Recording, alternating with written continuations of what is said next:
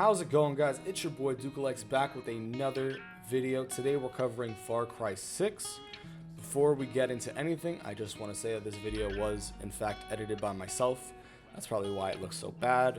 I'm sorry. I'm trying as best as I can, but for the time being, this is just how it's going to be. So I'm letting you guys know ahead of time with my own voice that this is going to be the situation going forward. Second of all, review copy for this game was bought by myself because I don't have sponsors. And I don't really want them because I don't want to have a bias because somebody paid me to or gave me something that was free. Anyways, let's get into this review. So just to get this out the way, this game is more or less what you'd expect. Is it, is it Far Cry 3, Far Cry 4? No. Is it 5 and New Dawn? Also no.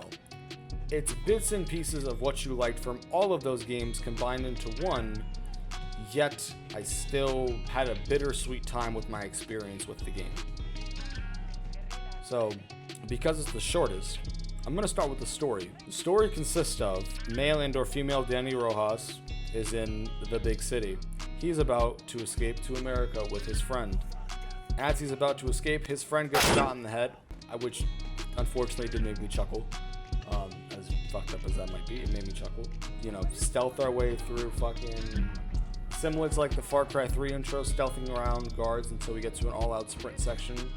Until we, in this case, reach the boat. It's supposed to take us to the mainland. We help a kid get on it. 2 seconds later, we realize, or we find out that the kid is the El Presidente's son, who is obviously bad guy. Ship gets gunned down, wash up on beach. That's also conveniently the revolutionary stronghold at the time. Our other friend dies and says, hey, go help him out. And we're like, cool, sure, because you are a friend, we'll do it. And yeah, we proceed to pseudo clear out the island, which let me just preface and say you never clear out any of the locations, which is something I really fucking hate. But for endgame, you figure out why. Which I'll get to later on. You go through the story. You kill the 3 mini bosses before you get to the bad guy. You kill maybe 2 out of the 5 of them that are there. Spoiler alert: you also don't kill the Giancarlo Esposito. I think is his name. I'm so sorry to butcher that. Breaking Bad El Pollo Hermano guy. He's great. I'm sorry. I love you. Please don't hate me for butchering the name. He kills himself and his son. I fucking hated that. So I hated that half of the fucking antagonists that we were supposed to kill.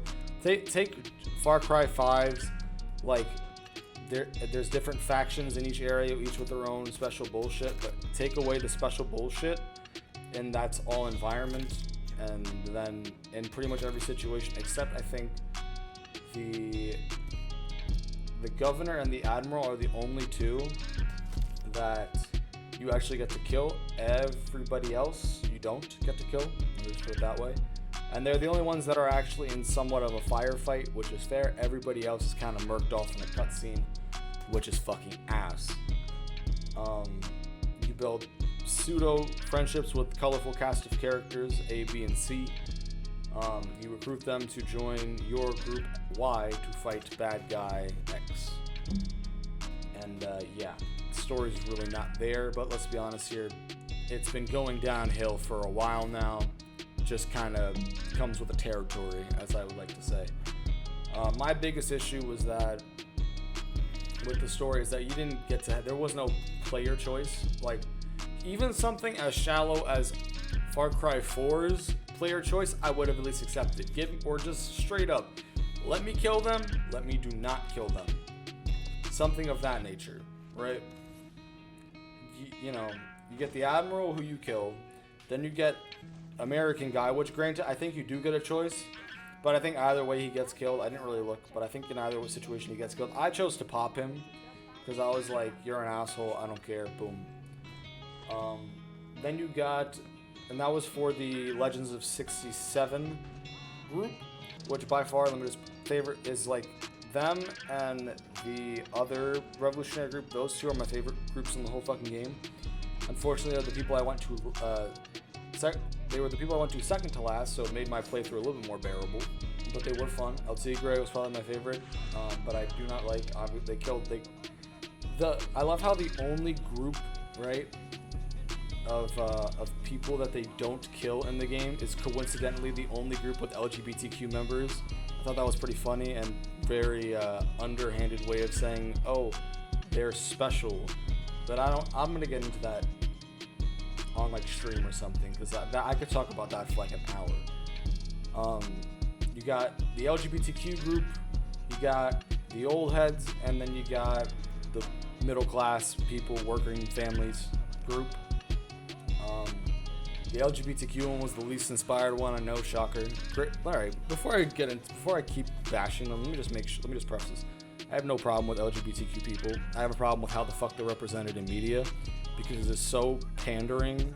They pander so hard, and it's not even remotely realistic that it genuinely bothers me, because for people that actually are not informed whatsoever, it makes them look so stupid and so bad that it actually makes me sick. So I'm in defense of LGBTQ. I have no problem with them. I have a problem with bigger corporations' representation of them. Cool? Great. Happy we're on the same page. They still had the weakest storyline, though. For whatever the reason, they had a good villain, being the media girl, who's also the wife or unofficial wife of the leader. Then one of the side characters guns her down because she's angry, because she, had her in a school. Yeah. And she threatened to kill her trans boyfriend. Sorry, trans boyfriend. I forgot, I was confused there for a second.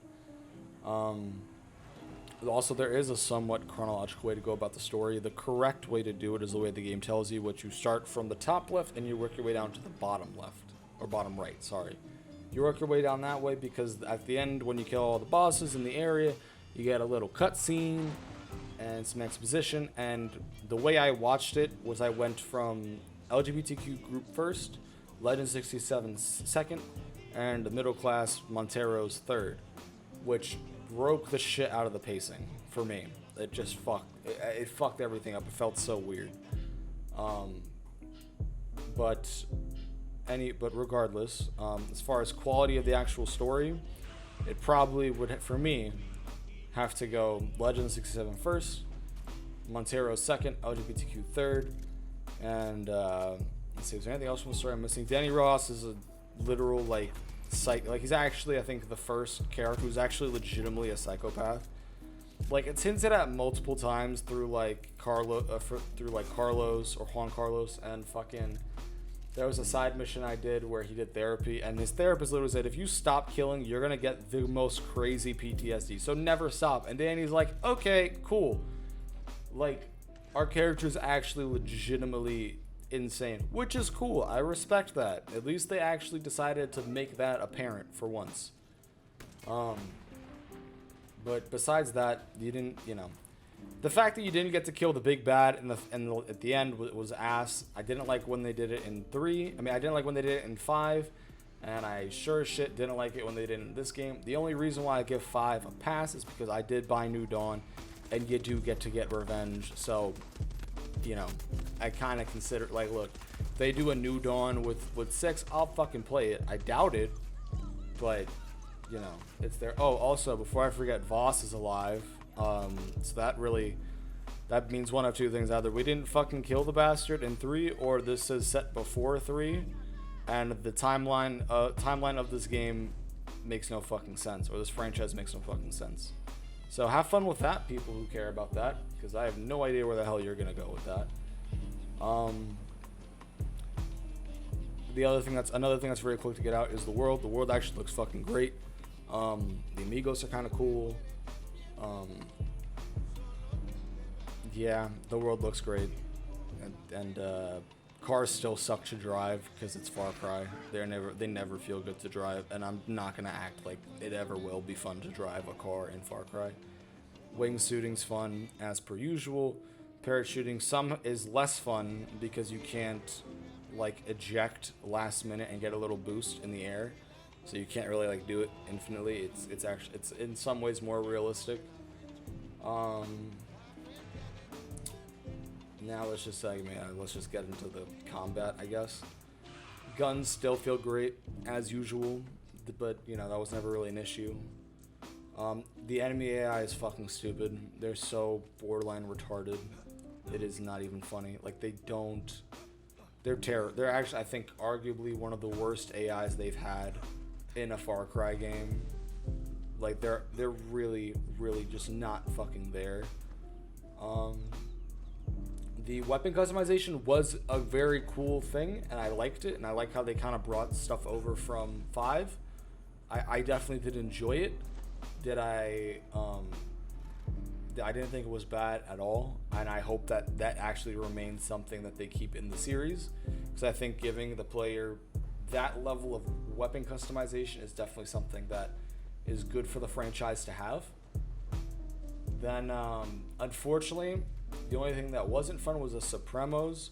I pretty much used the starter one for basically my entire run, just because like nothing else, it didn't make sense to use anything else. It didn't make sense to use the fire one because you're never super close to enemies, so unless you're playing melee, but you know, you can never get close enough to set everyone else on fire, and if you do, you set like 1 or 2 people on fire. The only other one that's real, there's a self-res one, which is, you know, this game was also really fucking easy, but I'll get into why after this part.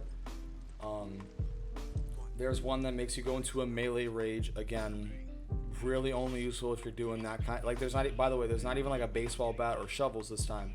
It's literally just your machete, which confuses the shit out of me. Like, if you're gonna have a basically entire melee centered Supremo, you might as well give us something else besides our machete, which is hit scan is terrible. The only other one that was really good was one that you can only unlock through treasure hunts, which it had you exploring the entire map, and it would allow you to see through walls and shoot people through walls. I know it's as busted as you think, so do with that information as you will. Then, what else? The car customization for certain cars was cool, but like I said, driving still sucks. So unless you're playing with another person, you're better off airdropping everywhere you go, which is pretty much what I did. I literally would just, when I get into a new area, try to clear out as many of the gunships as I could, and then just airdrop onto places and fly, because you could fly for about 800 to 1,000 meters depending on the elevation, and really just kind of get away with, and that's pretty much what I did the entire game. I didn't really use any of the specialty weapons just because they didn't make sense. The only one that I did use was the firework one because I could not get an RPG till about 2/3 of the way into the game. I don't know if that was my own issue or whatever it was, but it definitely was there. But you know, weapons as a whole are never something that are truly bad in the game, so that makes you feel a little bit better about it. Then time for me to loop back to what I said earlier, which was this game was really fucking easy. Like, the times that I died were not even to enemies. They were usually because of fall damage, if I'm being 100% honest. It was I misjudged a jump, or it wouldn't let me pull out the parachute in time, so I would just die. Or a lot of it was wingsuiting accidents, where I thought I was high enough to pull the parachute, but I just face planted and just insta-died, and the loading times were terrible. But I am playing on a PlayStation Pro, so it's not a 5, so maybe it's, you know, different if you have a PC or you have a PlayStation 5 by some miracle. As per usual, Ubisoft filled their map with a bunch of bullshit. Only none of it's fun. Even like the main camps, you know, where you go in, they're so huge with so much verticality and space and detail put into it, and they just drop like 6 dudes into the thing and just say, here, kill these 6 guys and you're done. And it's really, you know, introducing ammo types. I heard a lot of people, like reviewers and stuff, say like, oh, I had to switch between soft and heavy armor rounds. And I'm like, why? You could literally just, if you just put armor piercing on every gun and aim for the head, you kill them in 2 bullets. like, or 1 if they are weak to heavy. So it's like, that part did not make sense to me. You know, I pretty much just, the moment I got a new gun that I wanted to use, armor piercing immediately, and then aim for the head. Easiest 24 hours of playtime in my fucking life. Which, yes, this game did take me 24 hours, and I barely did any side content. It just takes that much time to go from place to place, even with airdropping, you know. And I also did it in a weird pace. So, I went LGBTQ with Tigres, El Tigre and the gang, and then the Monteros last. But yeah, I think they either needed to make it smaller, maybe give me, I wish I had a difficulty slider, and the problem is that there is no New Game Plus for the game. There's no New Game Plus, and the reason why is because when you beat the fucking game, the reason why half of the areas, like, you clear out, like, whatever, they're like, oh, every week there's a new insurgency group on Yada, and you got to take them out, and that consists of you going to 2 checkpoints, a stronghold, and I think a Los Banditos contract, and that's it. Los Banditos is a cool feature, though. I actually wish that they did more with that, because where it stands right now, it's very surface level. I really wish that, they expanded upon that a lot more, and I hope they do in the future. And yeah, I'm trying to think, what else haven't I told? Okay, so I'm just gonna say this, right? First of all, I'm gonna put my, what I think of the game, first of all, right? Or sorry, like the number rating, and if you should get it first. Then after that, you guys can click off the video if you'd like. But after I say that, I want to go into something that I realized when I started playing the game. Once I beat it and I started doing insurgencies in my own free time for fun, what happened to me when I played the game. So finally, if you're playing this game by yourself, right? By yourself, no friend, and you're a long-time fan of the Far Cry series, for you, this game is a 6 to 6.5 out of 10, depending on what you're willing to swallow. If you are a longtime Far Cry fan with a partner, this game goes up to a 7.5 easily, with, varying degrees of higher or lowerness depending on the person you're playing with.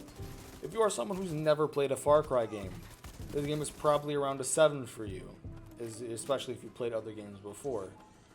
And so yeah, you guys, I'll average that out and then put the average score right there.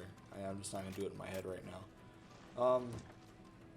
If you care about the franchise, I mean, look, it's fun at times, but it's really fucking tedious in the rest of it.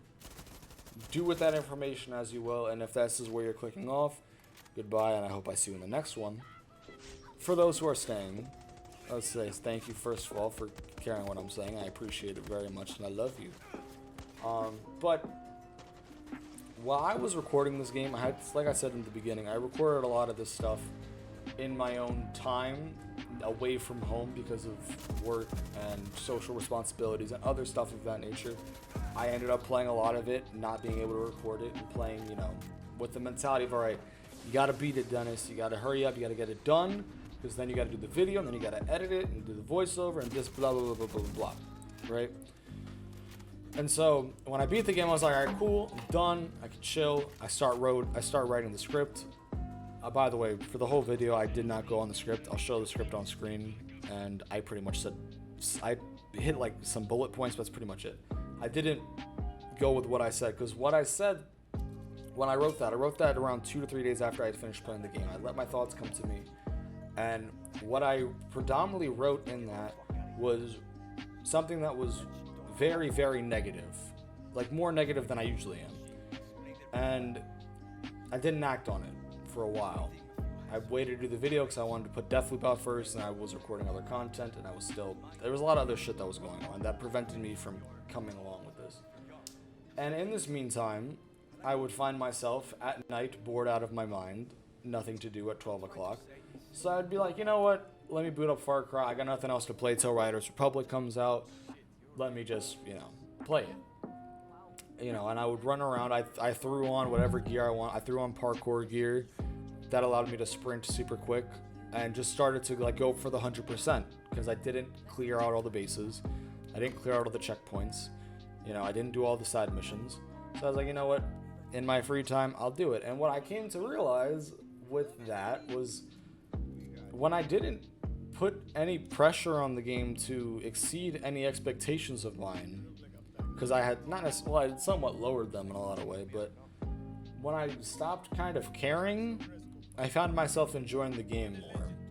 And I don't know if that's me saying if you shut off your brain, you're going to have fun with this, or if you let go of your preconceived notions of what the Far Cry franchise is supposed to be. That was my phone. Of what the Far Cry franchise is supposed to actually be, you'll enjoy yourself, which is partially why I gave the game a higher rating if you're someone who hasn't played it or previous games, because the game is fun, but there's a lot of things that mechanically to veteran Far Cry players we don't like. I didn't even touch on the gear system whatsoever because there's not much to touch on. It's shallow. There's not a whole lot there. So I felt like, you know, why do I even bother talking? I'm not going to waste my breath talking about something that's not worth it. But in my essay, I wrote around fucking 3/4 of a page for the fucking thing because I hated it so much. When I stopped caring about what was best or what was optimal, and I just played for shits and giggles, that's when I ended up enjoying myself the most in this game, which is what I found interesting. And so now I'm curious with myself is that if I go back now and I maybe try to play Valhalla, because I still haven't finished it, and I'm probably not going to, but if I were to go back and play Valhalla, would I find the same sort of thing waiting for me? I genuinely don't know. I would hope so, but I have no way to prove that I would. So, I guess what I'm trying to say, right, is that I think me, and not just me, I think us as a community, whether you want to call it, whether it's people who love Ubisoft titles, people who love the Far Cry franchise or Assassin's Creed, or honestly, this sort of thing can apply to almost every franchise, any big company at this, any AAA company at this point. And the reason why these games keep selling, and so many people on YouTube, including myself, complain. We're like, yo, you give us the same fucking shit every fucking year, and we're getting tired of it, right? But yet the games keep selling better than the year before. Usually, there are exceptions, of course, but they consistently sell and make millions to billions of dollars a year. And I asked myself one night, stoned, why? Right? And I realized, because for every person that's like me and will critically overanalyze a game down to the smallest minute detail, there's the person that shuts off their brain and just have fun with it. You know? And I think as I've gotten older with games and have matured, I've become more critical. Because I've become so critical, I can't enjoy it. For a perfect example, right?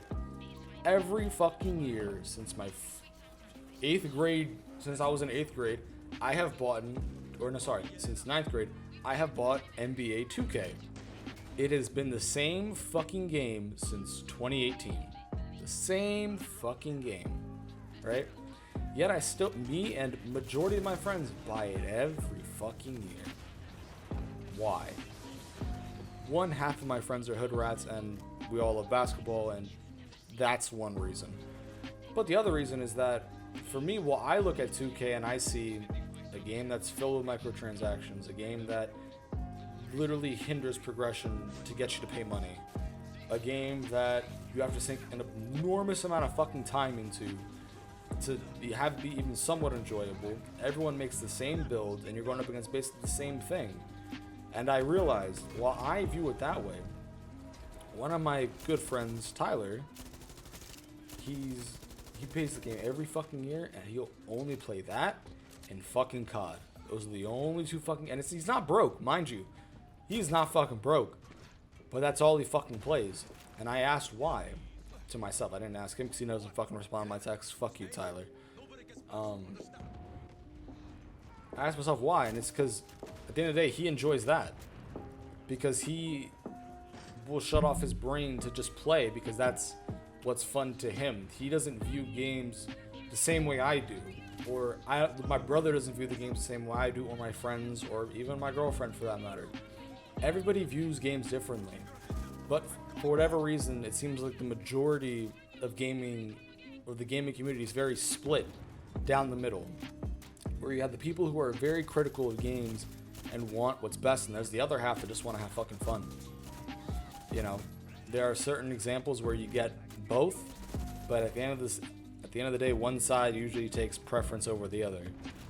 That's just the fucking way shit goes. I don't know what the point of this was. This was more so just like a little last minute rant for myself to get out. But yeah, just, I guess what I'm trying to say is just, you know, next time, maybe even I put a review out, I'm gonna, you know, look at the gameplay and just kind of ask, you know, does it look fun? Fuck the story. Does the game look fun? You know, and if it does, give it a shot. You know, even if it's Assassin's Creed 25, or it's Far Cry 14, or it's Rainbow Six Siege Rainbow Edition, whatever the fuck it is. If it looks fun, just give it a shot, because being so serious about games is, you know, in some ways debilitating your way to enjoy a game at the end of the day. But I think that's going to do it for me, boys and girls, if there are watching, but I doubt there are, because let's be honest here, girl gamers are not a very prominent thing. So, I'd like to thank you guys for listening to me.